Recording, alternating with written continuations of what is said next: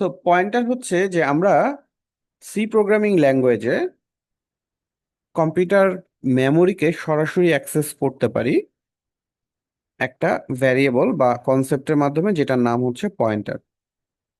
তো মূলত আমরা যখন পয়েন্টার ডিক্লেয়ার করি তখন আসলে সে কম্পিউটার মেমোরিকে ডাইরেক্টলি অ্যাক্সেস করতে পারে।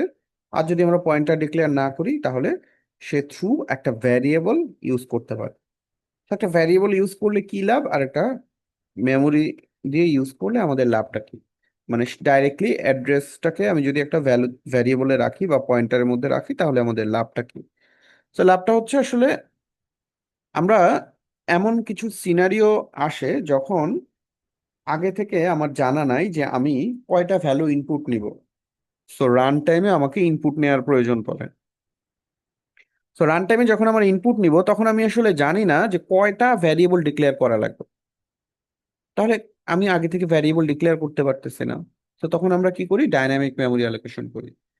তো যখন ডাইনামিক মেমোরি অ্যালোকেশন করি, এই ডাইনামিক মেমোরি অ্যালোকেশনের পদ্ধতিটা সি প্রোগ্রামিং ল্যাঙ্গুয়েজে এমনভাবে ডিজাইন করা হয়েছে যে সে রান টাইমে কম্পিউটার মেমোরি থেকে একটা ব্লক অফ মেমোরি অ্যালোকেট করে।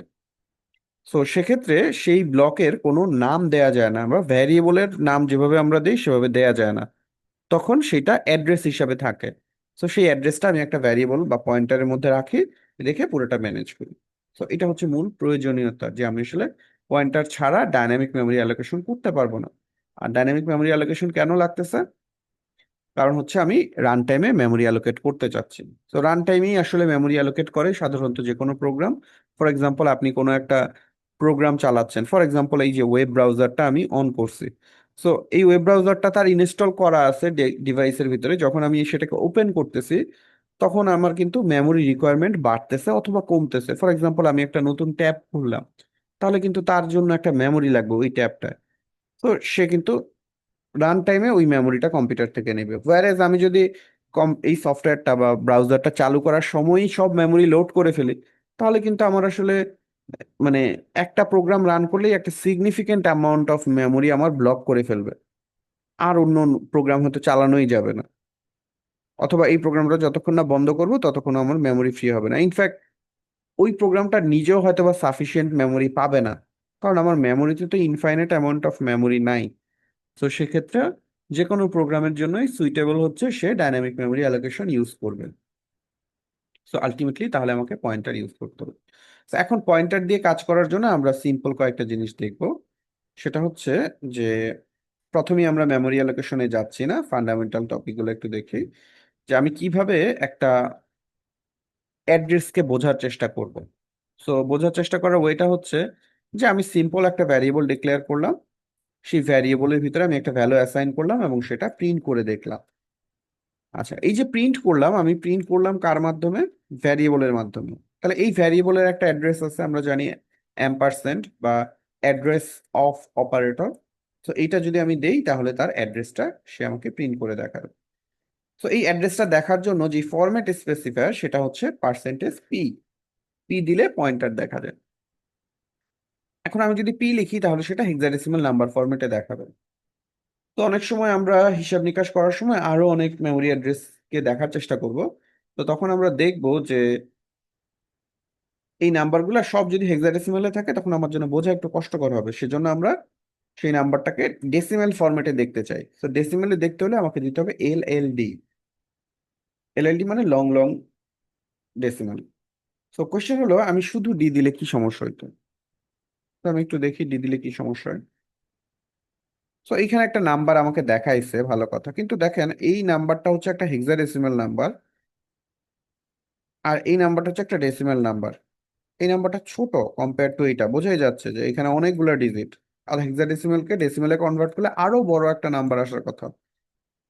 তো এটা খুব সম্ভবত কারেক্টলি দেখায় নাই। তো আমি আরো দুই একবার রান করি, তাহলে ইন্টারেস্টিং একটা অবজারভেশন আসবে। যেমন এটা, একটা মেমোরির অ্যাড্রেস কখনো নেগেটিভ হয় না, কারণ আমার অ্যাড্রেস শুরু হয় 0 থেকে, 0 1 2 3 4 এইভাবে অ্যাড্রেসের নাম্বারিং করা হয়েছে।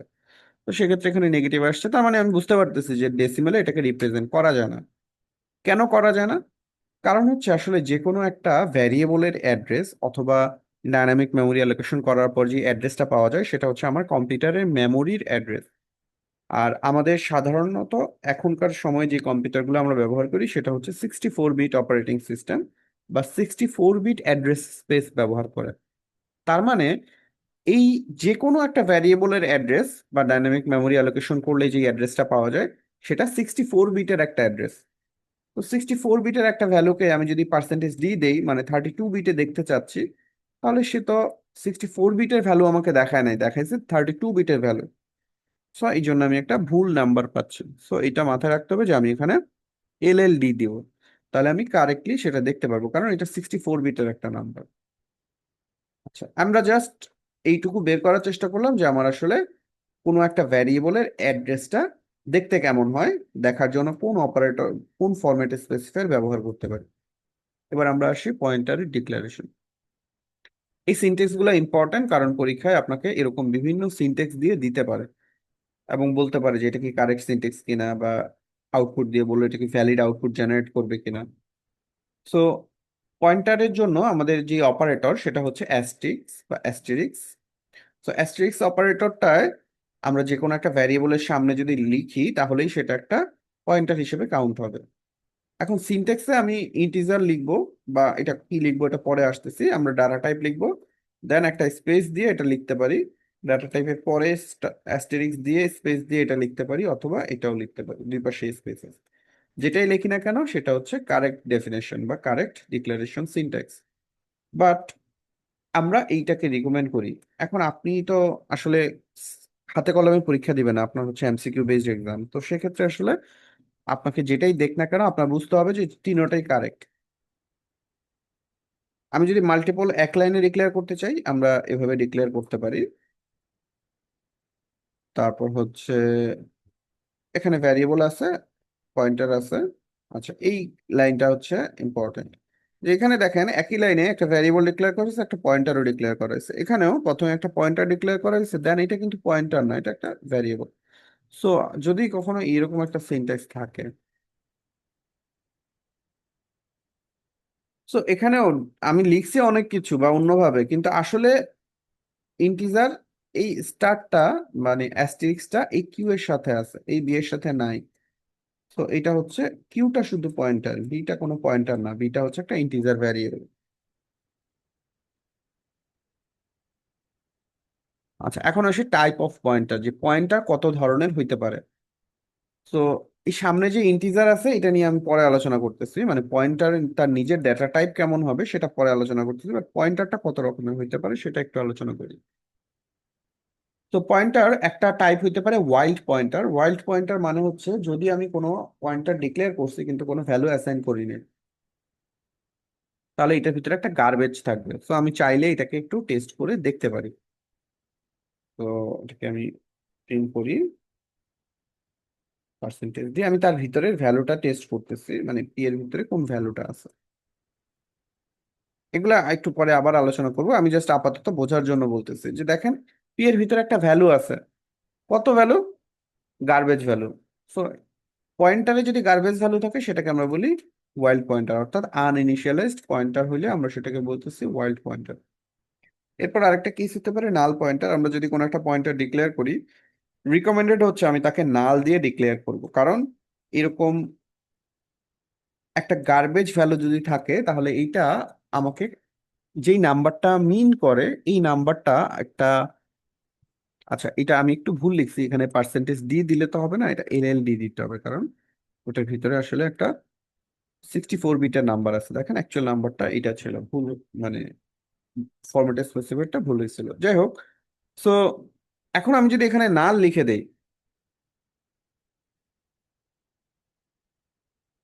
তাহলে এটার ভিতরে এখন জিরো আছে, তার মানে এই অ্যাড্রেসটাকে আমি অ্যাক্সেস করতে পারবো না। কিন্তু একটু আগে যে অ্যাড্রেসটা ছিল সেটা কিন্তু একটা গার্বেজ ভ্যালু, এটা কিন্তু একটা ভ্যালিড মেমোরি অ্যাড্রেস হইতে পারে, যদিও গার্বেজ, কিন্তু একটা ভ্যালিড মেমোরি অ্যাড্রেস হইতে পারে। দেখেন প্রতিবার এটা চেঞ্জ হচ্ছে গার্বেজ ভ্যালু হিসেবে।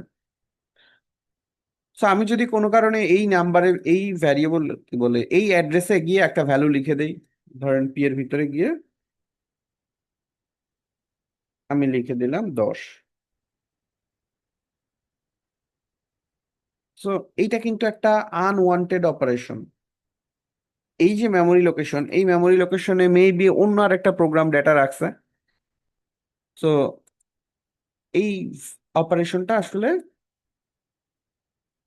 ঠিক হইলো না, কিন্তু প্রোগ্রামটা কারেক্টলি এক্সিকিউট করছে।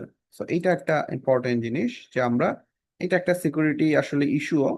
সি প্রোগ্রামিং ল্যাঙ্গুয়েজ যেহেতু সরাসরি মেমোরিকে অ্যাক্সেস করতে পারে, তো সে পুরো মেমোরিটাকে চাইলে রিড করে ফেলতে পারে। আমি এখানে অ্যাসাইন করে দেখাইছি, চাইলে সে রিড করেও দেখতে পারে এরকম পুরো ব্লকে কোথায় কি আছে। ফর এক্সাম্পল আমি এখানেই এটা প্রিন্ট করি,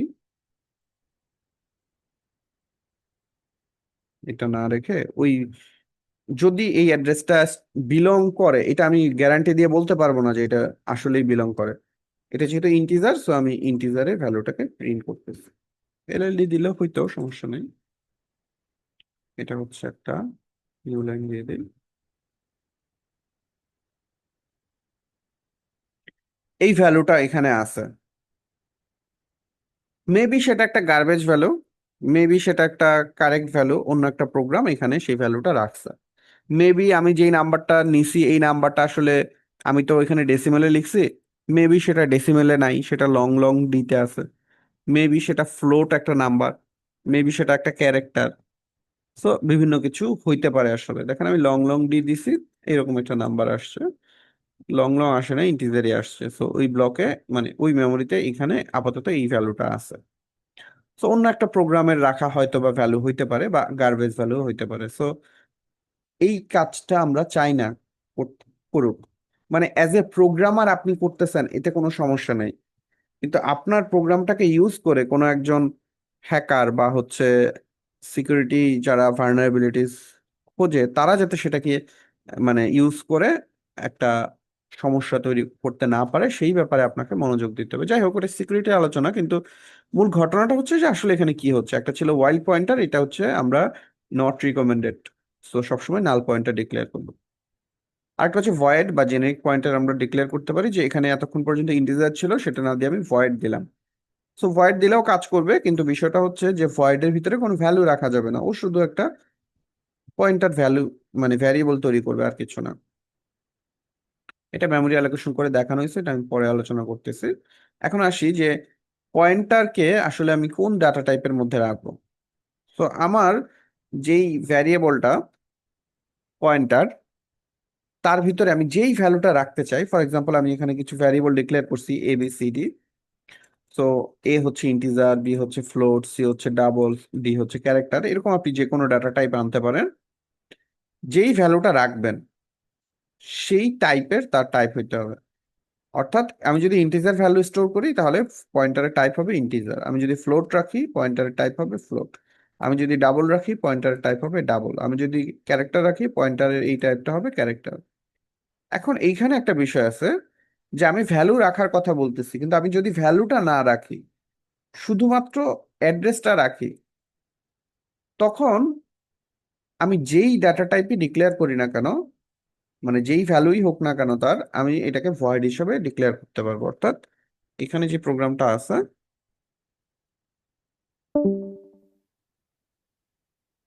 দেখেন এটা সাকসেসফুলি এক্সিকিউট করছে, কারণ আমি এটার ভিতরে কোনো, এর ভিতরে কোনো ভ্যালু রাখি নাই, বা পি দিয়ে কোনো ভ্যালুকে অ্যাক্সেস করি নাই। আমি যদি ভ্যালুকে অ্যাক্সেস করার চেষ্টা করি, ফর এক্সাম্পল %d, আমি ভ্যালুকে অ্যাক্সেস করার চেষ্টা করতেছি। এগুলো আমি পরে এক্সপ্লেইন করব যে কিভাবে ভ্যালু অ্যাক্সেস করতেছি, বাট জাস্ট বোঝার জন্য। দেখেন আমাকে ও একটা এরর দেখাইতেছে, কারণ কি, কারণ এটা হচ্ছে ভয়েড থেকে ভ্যালু ডিকোড করা যায় না। কারণ ভয়েড হচ্ছে শুধু অ্যাড্রেস রাখা যায়। সো এই জন্য এটা হচ্ছে একটা স্পেশাল পয়েন্টার, যে ভয়েড পয়েন্টার। আচ্ছা, আরেকটা পয়েন্টার হচ্ছে ড্যাংলিং পয়েন্টার। সেখানে আমরা যখন ডাইনামিক মেমোরি অ্যালোকেশন করি, তখন একটা মেমোরি আমার কাছে দেয়া হয়, আমি সেই মেমোরিতে কোনো একটা কাজ করি। তো করার পর দেখা যায় যে আমরা সেটাকে ফ্রি করে দিতে হয়, মানে মেমোরি অ্যালোকেট করছি, আমার কাজ শেষ, তো ফ্রি করে দিব, যাতে অন্য প্রোগ্রাম এসে সেই মেমোরিটাকে আবার অ্যাক্সেস করতে পারে বা ইউজ করতে পারে। তা এখন আমি এটা তো মুছে ফেলছি, ঠিক আছে, কিন্তু তারপরে এসে আমি একটা ভ্যালু বসানোর চেষ্টা করছি। তার মানে কি?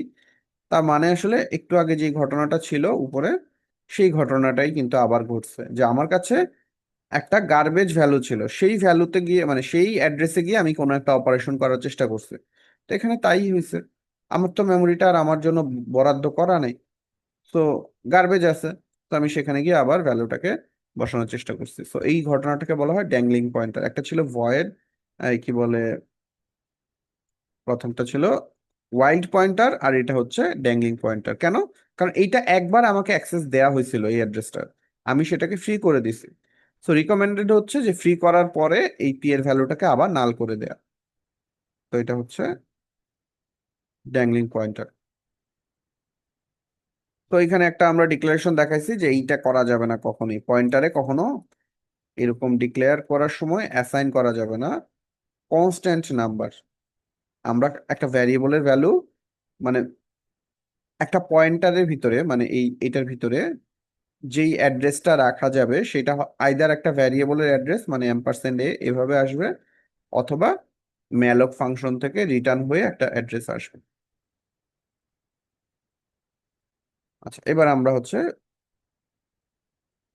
টাইপ, কয়েকটা টাইপ জানলাম, এবার আমরা ফর্মালি আসলে পয়েন্টার নিয়ে ডিসকাশন শুরু করি। সেটা হচ্ছে যে আমি যদি একটা ইন্টিজার নাম্বারের বা ইন্টিজার ভ্যালুকে একটা পয়েন্টারের মাধ্যমে স্টোর করতে চাই, তাহলে আমাকে ইন্টিজার পয়েন্টার ডিক্লেয়ার করতে হবে।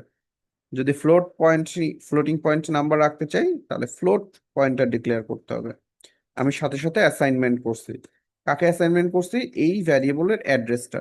অথবা আরেকটা অল্টারনেটিভ ডিসকাশন আছে, সেটা হচ্ছে আমরা ডাইনামিক মেমোরি অ্যালোকেশন ফাংশন থেকে ম্যালক, সিএলওক, তারপর হচ্ছে সিএলওক, ম্যালক, ক্যালক আর রিঅ্যালক, সো ওই তিনটা ফাংশন থেকেও আমি এই অ্যাড্রেসটা পাইতে পারি।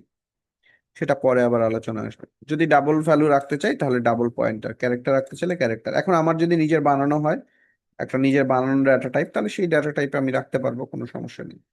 চাইলে ভয়েডও রাখা যায় যদি প্রয়োজন পড়ে আর কি। সো এটা অলরেডি বললাম যে এটা হচ্ছে ড্যাংলিং পয়েন্টার বা হচ্ছে আনরেফারেন্সড। এখানে কোন রেফারেন্স আমি এখনো বসাই নেই, সো একটা গার্বেজ ভ্যালু এখানে আছে।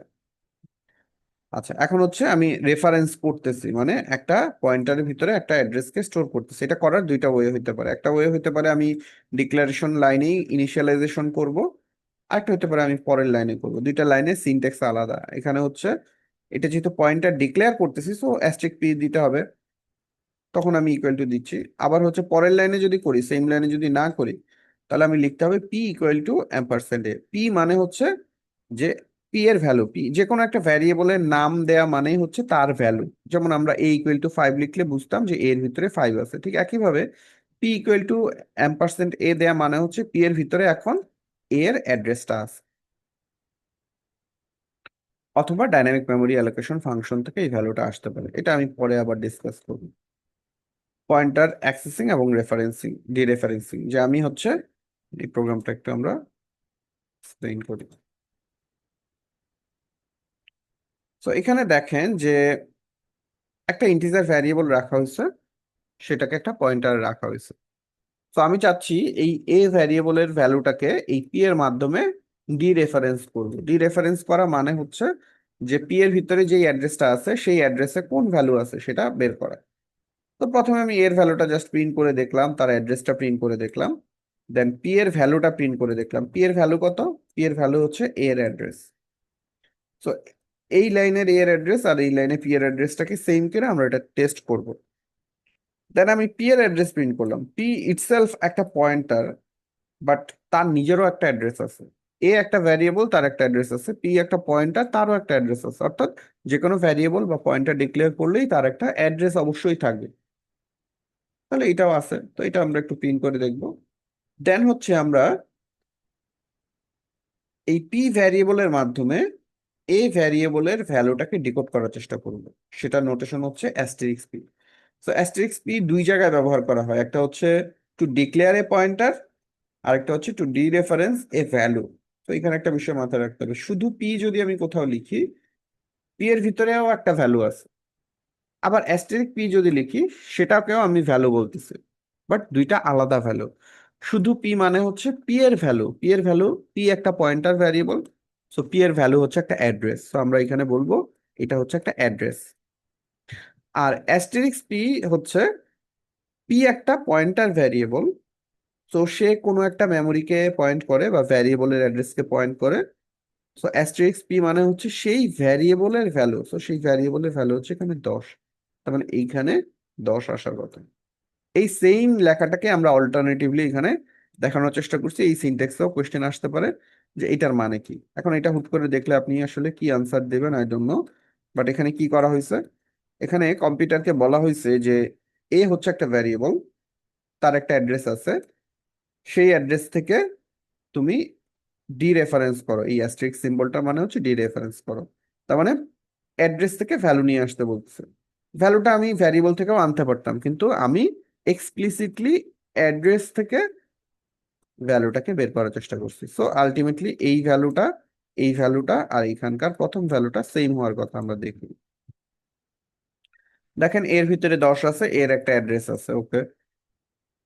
দেন আমি পি প্রিন্ট করছি, পি স্টোর করে একটা ভ্যারিয়েবলের অ্যাড্রেসকে, সেটাকে এ ভ্যারিয়েবল, এর ভ্যালু অলরেডি প্রিন্ট করছি মানে অ্যাড্রেস। এখানেও পি এর ভ্যালু প্রিন্ট করছি, পি হচ্ছে অ্যাড্রেস, কার অ্যাড্রেস, এর অ্যাড্রেস, দুইটাকে তাহলে সেম হওয়ার কথা, তাহলে ম্যাচ করেন, দেখেন দুইটা সেম, DA28C। দেন হচ্ছে আমি এখানে ডি রেফারেন্স করছি, অর্থাৎ পি ভ্যারিয়েবল যেই অ্যাড্রেসটাকে স্টোর করে বা যেই অ্যাড্রেসটাকে পয়েন্ট করে সেই ভ্যারিয়েবলের ভ্যালু।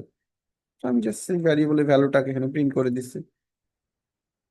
এন্ড দেন ফাইনালি এই কাজটা করা হয়েছে। এটা কি, এটা হচ্ছে এ ভ্যারিয়েবল, তার একটা অ্যাড্রেস আছে, সেই অ্যাড্রেসে গিয়ে ভ্যালুটাকে ডিকোড করো বা ভ্যালুটা নিয়ে আসো। তো ভ্যালু হচ্ছে 10।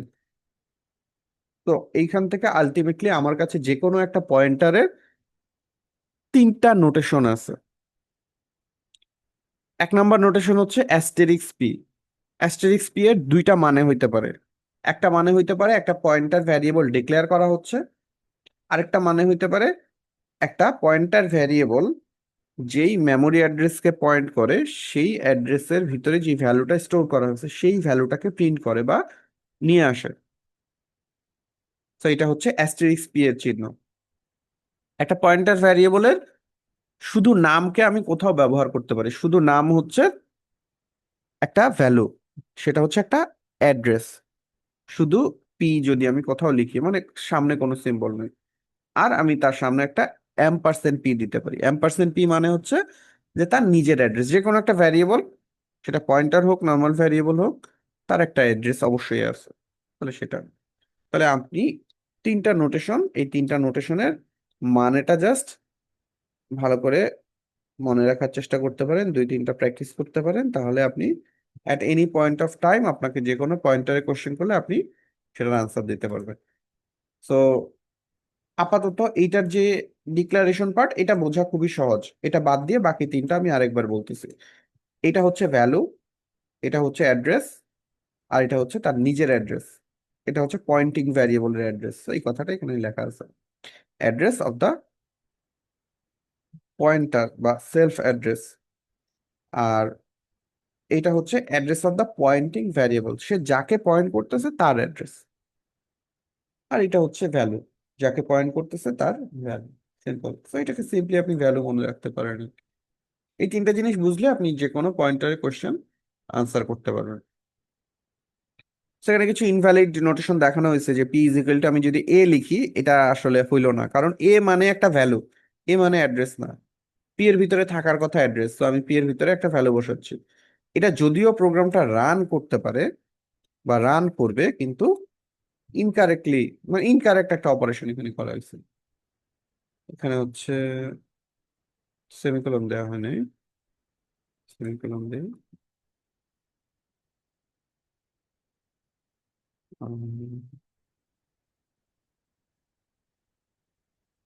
এখানে ও এরর ধরছে আর কি কম্পাইলার। এখন এটা একটু কোড ব্লকসও টেস্ট করে দেখেন, কারণ ওদের কম্পাইলার কিছু জিনিস এক্সট্রা, অনলাইন কম্পাইলার যেহেতু কিছু এক্সট্রা জিনিস আসলে সে টেস্ট করে। মেবি এটা রান করার কথা নর্মাল কোড ব্লকসে,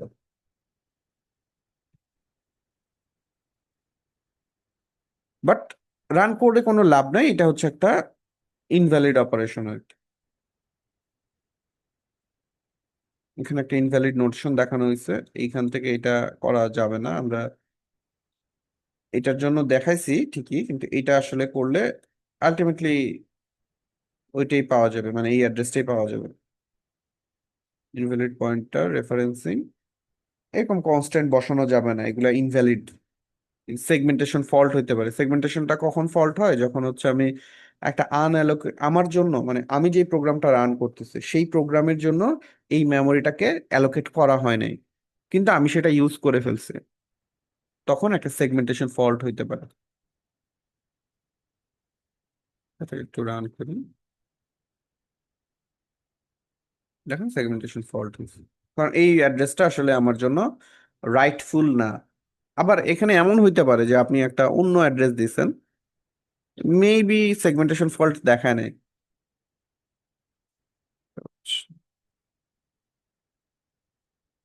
এটা একটু নাম্বারটা বড় হয়ে গেছে তো। হ্যাঁ দেখাইছে, আচ্ছা।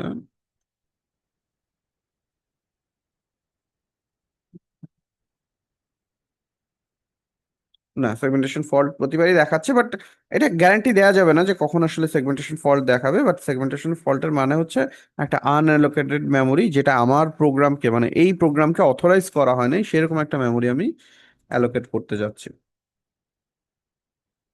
আচ্ছা, নেক্সট এটা অলরেডি আমি বলে ফেলছি যে পয়েন্টারের যেই সাইজ সেটা হচ্ছে 8 বাইট বা 64 বিট।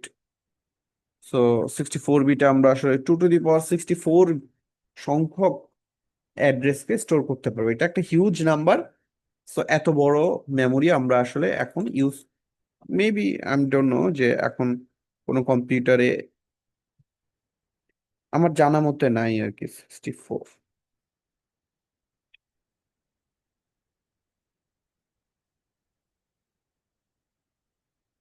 অনেক বিশাল একটা নাম্বার, এটাকে আসলে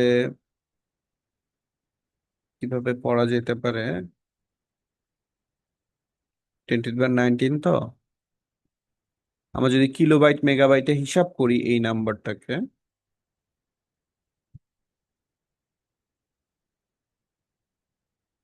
একটা অনলাইন ক্যালকুলেটর দেখি এখানে।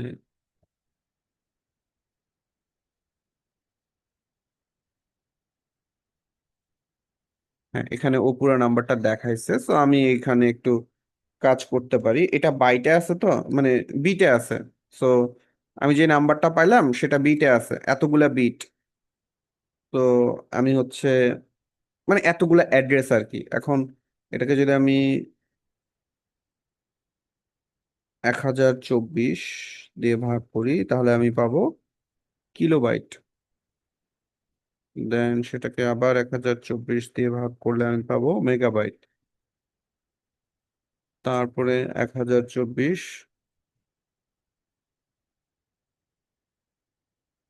আমি পাবো গিগাবাইট।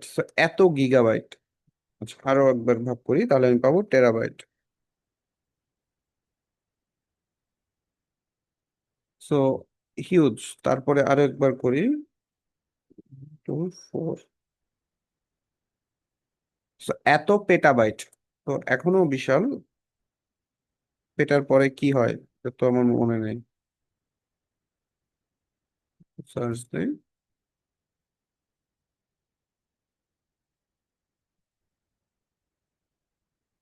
আচ্ছা, এখানে একটু দেখি কি আছে। টেরাবাইট, পেটাবাইট, এবিবাইট আসলে বলে না, অন্য একটা কিছু বলে।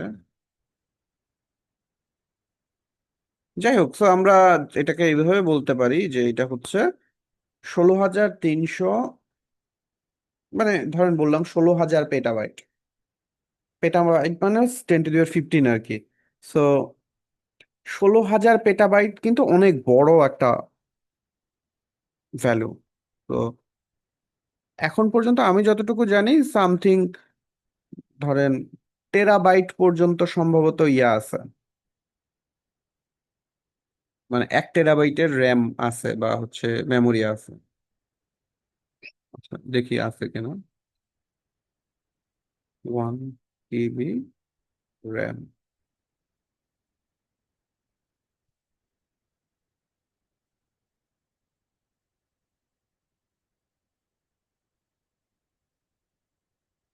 1 টিবি হচ্ছে ও বলতেছে 16 × 64 জিবি। তো মানে একটা তো টিভিতে নাই, জিবিতে আছে এখন পর্যন্ত একটা ইন্ডিভিজুয়াল র্যাম, ওগুলোকে মিলে আপনি টেরা পর্যন্ত বানাইতে পারবেন। So maybe few terabyte, 10 terabyte, 100 terabyte, 1000 terabyte এখনো যায় নাই র্যামের অবস্থা। সো মানে 64 বিট অপারেটিং সিস্টেম বা 64 বিট নাম্বার স্পেস ব্যবহার করে আমরা এরকম পেটাবাইট অফ র্যামকে চাইলে সিস্টেমে রাখতে পারবো। সো এর চেয়ে বেশি এখনো বড় হওয়ার দরকার পড়ে নাই, এটা হচ্ছে আমি জাস্ট বোঝানোর চেষ্টা করলাম আর কি। সো আমার এই সাইজটা হচ্ছে 64 বিট। এখন আপনার মনে একটা কোশ্চেন আসতে পারে যে আচ্ছা বুঝলাম 64 বিটে অনেক বড় নাম্বার রাখা যায়, তাহলে 32 বিটে কি রাখা যায় না, কতটুকু রাখা যায়? তো সেটা আপনি ক্যালকুলেট করেন। 32, 2 টু দি পাওয়ার 32। তো এটা দেখেন খুব বেশি বড় নাম্বার না। আপনি যদি ওই ক্যালকুলেটরটায় আবার যান,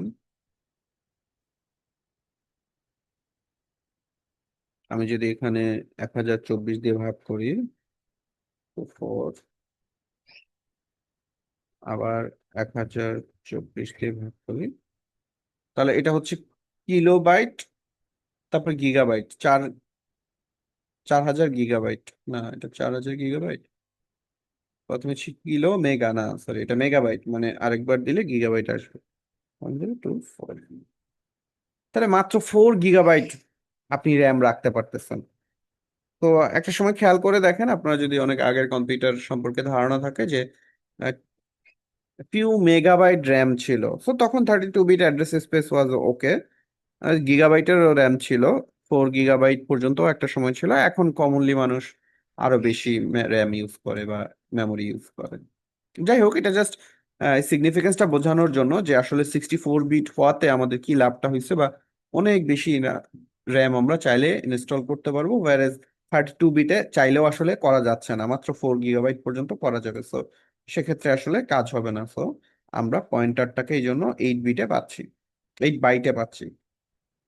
যেটা আপনি চাইলে টেস্ট করে দেখতে পারেন, ইরেসপেক্টিভ অফ আপনি কোন ডাটা স্টোর করতেছেন। ডাটার স্টোরেজ এক রকমের কথা, আর পয়েন্টার যে তার অ্যাড্রেস মানে তার সাইজ, সেটা আরেক রকমের কথা।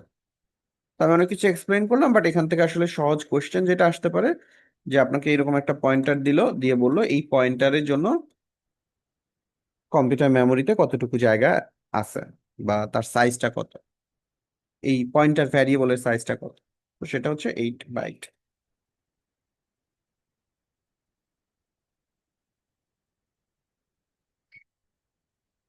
আচ্ছা, এখন আমরা পয়েন্টার দিয়ে যদি ভ্যালু অ্যাসাইন করতে চাই, এখন কাজটা খুবই সিম্পল। আমি যদি কোনো একটা ভ্যারিয়েবলে একটা ভ্যালু অ্যাসাইন করতে চাই, এর ইকুইভ্যালেন্ট অপারেশনটা কি হবে? আমি ভ্যালু রাখতে চাই, ভ্যালুর জন্য নোটেশনটা কি? Asterix P. তাহলে আমি just simply Asterix P equal to value যদি লিখি, তাহলে সেটা কোথায় বসলো? বসলো আসলে এর ভিতরে। তো আমি যদি এটাকে রান করি এবং দেখি এর ভ্যালু কত, তাহলে আমি পাবো যে এর ভ্যালুটা হচ্ছে আসলে, আমি আপডেট করে 20 বানায় ফেলছি। তো এখানে এই যে এর ভ্যালুটা প্রিন্ট করা হয়েছে 20। পয়েন্টার দিয়ে আমি চাইলে ইউজারের কাছ থেকে ইনপুট নিতে পারি। তো আমার যদি এরকম একটা ভ্যারিয়েবলকে পয়েন্টারে রাখা হয়, তাহলে আমার দরকার ইনপুট নেওয়ার সময় অ্যাড্রেস। অ্যাড্রেস কোথায় থাকে? শুধু পি এর ভিতরে থাকে, তাহলে শুধু পি স্ক্যানএফ এর ভিতরে দিব, পয়েন্টার দিয়ে যদি করতে চাই। ভ্যালুটা যদি বের করে দেখাতে চাই, তাহলে ভ্যালুর জন্য হচ্ছে অ্যাস্টেরিক্স পি। তো এই নোটেশন দুইটা মাথায় রাখলে আপনার কাজ হয়ে যাবে। অ্যাম্পারসেন্ট পি যেটা, এটা লেস কমনলি ইউজড আর কি। এখন হচ্ছে মূল কোয়েশ্চেন, যেখান থেকে পরীক্ষায় কোয়েশ্চেন আসতে পারে। আপনাকে এরকম একটা অ্যাসাইনমেন্ট দিল, দিয়ে হচ্ছে বিভিন্ন ধরনের যোগ বিয়োগ গুণ ভাগ এই অপারেশন গুলো দিল। সো আপনি জাস্ট সিম্পলি এখানে অ্যাস্টেরিক্স পি আছে, এটার মানে হচ্ছে যে ভ্যালু নিয়ে কাজ করা হচ্ছে। সো আলটিমেটলি ভ্যালু নিয়েই আসলে কোনো একটা কাজ আমরা করি সাধারণত। এখানে অ্যাসাইনমেন্ট দেখানো হয়েছিল, এখানে অ্যারিথমেটিক দেখানো হয়েছে, জাস্ট পয়েন্টারের মধ্যে রেখে রেখে কাজটা করা হচ্ছে। সো আপনাকে যেটা ভালো করে বুঝতে হবে যে অ্যারিথমেটিক অপারেটর গুলো কিভাবে কাজ করে, আর কোন জায়গায় কোন ভ্যালুটা আনা হয়েছে। অ্যাস্টেরিক্স দিলে ভ্যালু আসে, এটা মাথায় রাখতে হবে জাস্ট। পয়েন্টারের সাথে পোস্টফিক্স প্রিফিক্স বা ইনক্রিমেন্ট ডিক্রিমেন্ট অপারেটর গুলো যখন ব্যবহার করা হবে একটু কেয়ারফুলি ব্যবহার করতে হবে, কারণ হচ্ছে এদের একটা প্রিসিডেন্সের ব্যাপার আছে। প্রিফিক্সের ক্ষেত্রে প্রিসিডেন্সটা হচ্ছে মানে একটা চার্ট আছে আমাদের এখানে, অপারেটর প্রেসিডেন্স। তো এখানে যদি একটু যাই, দেখেন এই যে এটা হচ্ছে এই অ্যাস্টেরিক্সটা কিন্তু গুণ না, এটা হচ্ছে ডিরেফারেন্সিং বা পয়েন্টারের জন্য। এটার চেয়েও প্লাস প্লাসের পাওয়ার, এই পোস্টফিক্সের পাওয়ার হচ্ছে বেশি। তো যদি কোথাও দুইটা একসাথে লেখা থাকে, ফর এক্সাম্পল এই প্রোগ্রামটায় ধরেন আমি এখানে এইটা দিলাম না, এইটা না, এইটা, এইটা দিলাম না, ফার্স্ট ব্র্যাকেটটা দিলাম না, কোশ্চেন হলো কোন এক্সপ্রেশনটা আগে ইভ্যালুয়েট হবে, আগে অ্যাস্টেরিক্স পি ইভ্যালুয়েট হবে নাকি আগে পি প্লাস প্লাস হবে। পোস্টফিক্সের পাওয়ার যেহেতু বেশি, অপারেটরের প্রেসিডেন্স যেহেতু বেশি, তো সে আগে এক্সিকিউট হবে। তাহলে পি এর ভিতরে যে ভ্যালুটা আছে সেটা প্লাস প্লাস হয়ে যাবে, হয়ে দেন সেই অ্যাড্রেস থেকে ভ্যালুটা আনতে যাবে। তো সেই অ্যাড্রেসে তো কোনো ভ্যালু নাই, আমার জন্য অ্যালোকেট করা হচ্ছে এর অ্যাড্রেস, কিন্তু আমি অ্যাড্রেস বাড়ায় ফেলছি। সো আপনি এটাকে চাইলে প্রিন্ট করে দেখতে পারেন, বাট এটা যদি করা হয় এখানে একটা উল্টাপাল্টা বিহেভিয়ার শো করবে। দেখেন এই যে আননোন ভ্যালু আসছে, তো হোয়ারেজ আমি যদি এটাতে একটা জাস্ট সিম্পলি প্যারেন্থেসিস দিয়ে দেই, তাহলে কারেক্টলি কাজ করতেছে। সো এই প্রেসিডেন্সটা বুঝতে হবে, মানে মাথায় রেখে কাজ করতে হবে। এখানে সিম্পলি একটা ভ্যারিয়েবল, এটা আমরা এর আগেও দিছি। সো এটা হচ্ছে যখন পয়েন্টারে রাখা হয় তখন আসলে সে একটু ডিফারেন্টলি বিহেভ করে। আমরা এর আগে এটা সেম জিনিসটাকে এক্সপ্লেইন করছি। সো এখানে হচ্ছে পয়েন্টারে রাখার সময় শুধু মাথায় রাখতে হবে যে প্লাস প্লাস মানে প্রি ইনক্রিমেন্ট গুলা ওই ভ্যালুটা সে ওখানে বসায় ফেলে আর কি। যেমন এর আগে আমরা এই সেম প্রোগ্রামটাই আলোচনা করছিলাম, যে এই প্রোগ্রামের ভ্যালুটা হওয়ার কথা ছিল এখানে, ধরেন 10 দিয়ে শুরু করছি, এই দুইটা লাইন নাই, তাহলে হওয়ার কথা ছিল উম, প্রথমে 11 12 13, তাহলে তিনটাই 13 হওয়ার কথা ছিল, কিন্তু আমি যখনই এটাকে পয়েন্টারে রাখলাম তখনই এই নোটেশনটা চেঞ্জ হয়ে গেল। এই জিনিসটা আগেও বলা হয়েছে যে এটা হচ্ছে একটা আনডিফাইন্ড বিহেভিয়ার শো করে এই ধরনের যদি অপারেশন থাকে। যাই হোক, এগুলা সেম জিনিস, এখানে আর নতুনত্ব কিছু নাই, জাস্ট পার্থক্য হচ্ছে শুধু ওই যে অ্যাস্টেরিক্স। এখানে একটা 2D পয়েন্টারের বলা আছে, এটা আপাতত আমি আর ডিসকাস না করি, কারণ সাধারণত টু ডাইমেনশনাল পয়েন্টার বা পয়েন্টার টু পয়েন্টার বা পয়েন্টারের পয়েন্টারটা খুব একটা আসে না এই ধরনের পরীক্ষায়। আসতেও পারে, সেটা আমি সার্টেনিটি দিয়ে বলতে পারতেছি না, বাট সাধারণত আসে না আর কি, একটু কঠিন। বাট মূল ঘটনাটা একই, যে আমি জাস্ট এখানে কাকে রাখছি, একটা অ্যাড্রেসকে রাখছি, কার অ্যাড্রেস সেটা আর একটা পয়েন্টার। তো এই জন্য এটাকে বলা হচ্ছে পয়েন্টার অফ পয়েন্টার।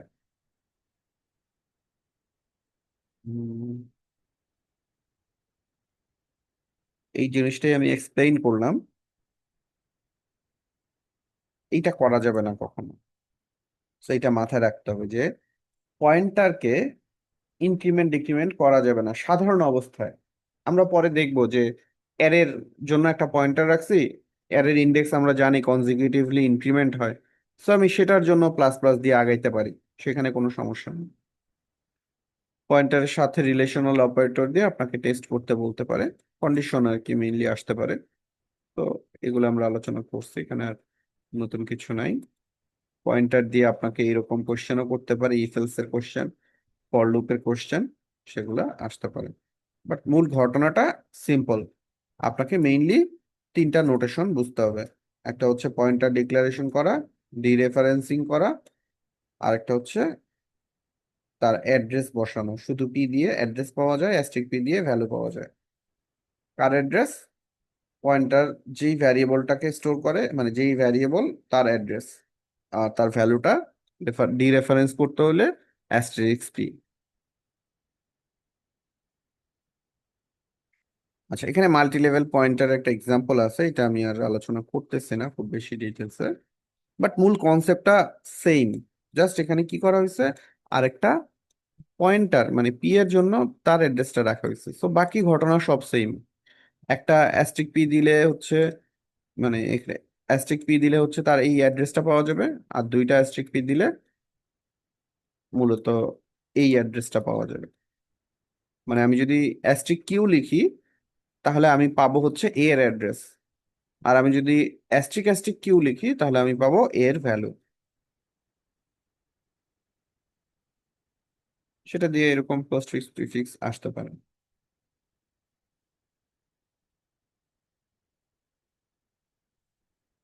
আচ্ছা, ডাইনামিক মেমোরি অ্যালোকেশন থেকে সেভাবে আসলে এমসিকিউ বেসড কোশ্চেন আসে না খুব একটা, বাট তারপরে আমি সংক্ষেপে জাস্ট কি আইডিয়াটা আপনাদের সাথে প্রেজেন্ট করতেছি। ডাইনামিক মেমোরি অ্যালোকেশন করার জন্য আমাদের কিছু ফাংশন আছে, তার মধ্যে একটা ফাংশন হচ্ছে এম অ্যালোক। এই ফাংশনটা এসটিডি লিব লাইব্রেরির ভিতরে আছে। অ্যামালক ফাংশনটাকে বলে দিতে হয় আমি কত বাইট অফ মেমোরি অ্যালোকেট করতে চাই। সাধারণত আমরা এই বাইটটাকে কনস্ট্যান্ট হিসেবে না দিয়ে যেই টাইপের ডেটা স্টোর করতে চাই সেই টাইপের ডেটাটাকে সাইজ অফ অপারেটর দিয়ে তার সাইজটা বের করে এই ফাংশনের কাছে পাঠাই। এতে রান টাইমে প্রোগ্রামটা স্মুথ হয়, আননোন বিহেভিয়ার তৈরি হয় না, কারণ আমার মেশিন টু মেশিন এই ভ্যালুগুলা মানে ইন্টিজারের সাইজ চেঞ্জ হইতে পারে। অ্যালক ফাংশন এবং এরকম আরো কিছু ফাংশন আছে যেমন সি অ্যালক, রি অ্যালক। প্রত্যেকটা ফাংশনই আমাকে একটা অ্যাড্রেস রিটার্ন করে। অ্যাড্রেসটা থাকে ভয়েড পয়েন্টার, একটু আগে আমরা ভয়েড পয়েন্টারের কথা বলে আসছি। ভয়েড পয়েন্টারটাকে আমাকে অবশ্যই আমি যেই টাইপের পয়েন্টার ডিক্লেয়ার করছি বা যেই টাইপের ভ্যালু নিয়ে কাজ করতে চাই সেই টাইপের পয়েন্টারে টাইপ কাস্ট করতে হবে। সিম্পল হিসাব, আপনি যদি ইন্টিজার টাইপের একটা ভ্যালু তৈরি করতে চান তাহলে ইন্টিজার পয়েন্টারে টাইপ কাস্ট করে নেবেন। ফ্লোটিং পয়েন্ট নাম্বারে করতে চাইলে ফ্লোট অ্যাস্ট্রিক্স বা ফ্লোটিং পয়েন্ট নাম্বারের পয়েন্টারে টাইপকাস্ট করে নিবে। ডাইনামিক মেমোরি অ্যালোকেশন করলে অবশ্যই সেই মেমোরিটাকে আমার ডি অ্যালোকেটও করতে হবে। এখানে দুইটা আলাদা লাইনে জাস্ট এক্সাম্পল দেখানো হয়েছে, প্রথম লাইনে নাল দিয়ে পরের লাইনে মেমোরি অ্যালোকেট করা হয়েছে, এখানে ডিক্লারেশন করা হয়েছে একবারেই, মানে ইনিশিয়ালাইজেশন করা ফেলা হয়েছে। দুইটাই করা যাবে, দুইটাই ভ্যাল। এরকম করলে আমি আসলে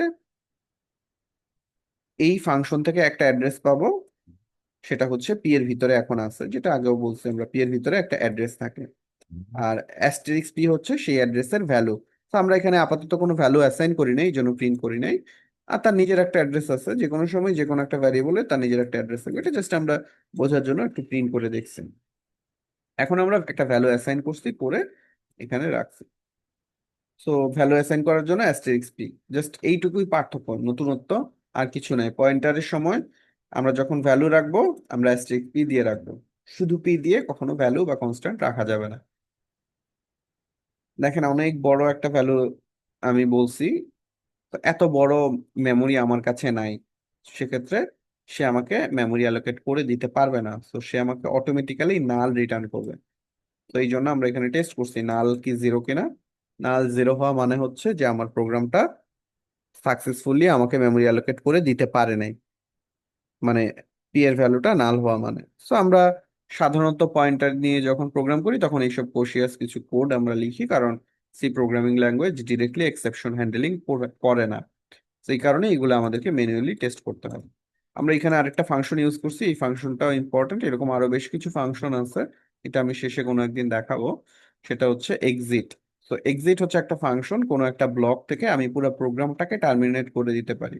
রিটার্ন যেরকম, রিটার্ন কিন্তু পুরো প্রোগ্রামটাকে টার্মিনেট করে না, সে শুধু ওই ফাংশনটাকে রিটার্ন করে। এক্সিট হচ্ছে জিরো দিয়ে যখন আমি করতেছি তখন আমাকে, জিরো মানে হচ্ছে এটা সাকসেসফুল টার্মিনেশন, আর যদি আমি অন্য কোনো ভ্যালু দিই নন জিরো তাহলে আনসাকসেসফুল টার্মিনেশন। আমি যদি এখানে একটু দেখি, এখানে দেখেন সাকসেসফুল।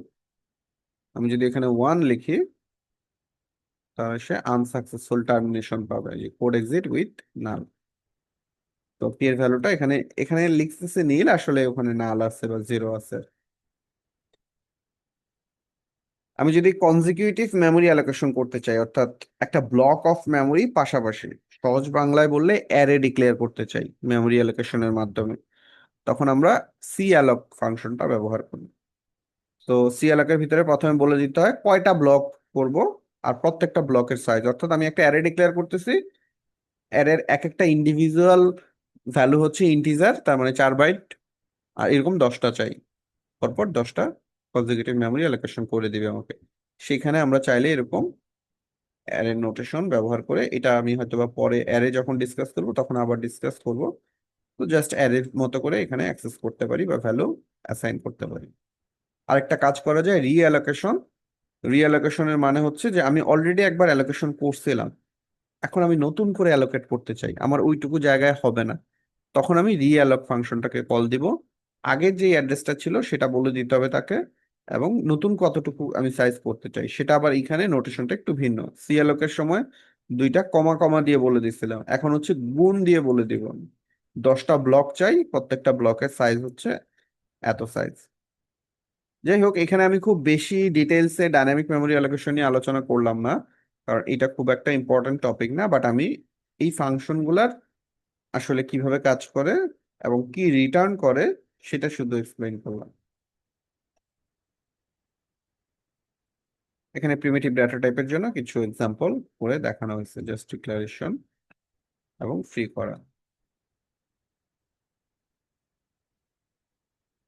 এখানে আমি ভ্যালু রাখতে পারি, জাস্ট দুই একটা এক্সাম্পল দেখানো হয়েছে। আফটার ডাইনামিক মেমোরি অ্যালোকেশন আমরা চাইলে এতক্ষণ পর্যন্ত যা অপারেটর দেখছি, ইফ এলস দেখছি, কন্ডিশন দেখছি, লুপ দেখছি, সবকিছুকে আমরা চাইলে এখানে ব্যবহার করতে পারি।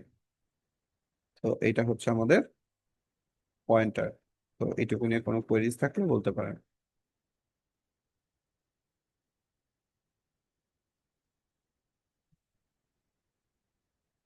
আচ্ছা, কোনো কোয়েশ্চেন না থাকলে আজকে এই পর্যন্তই।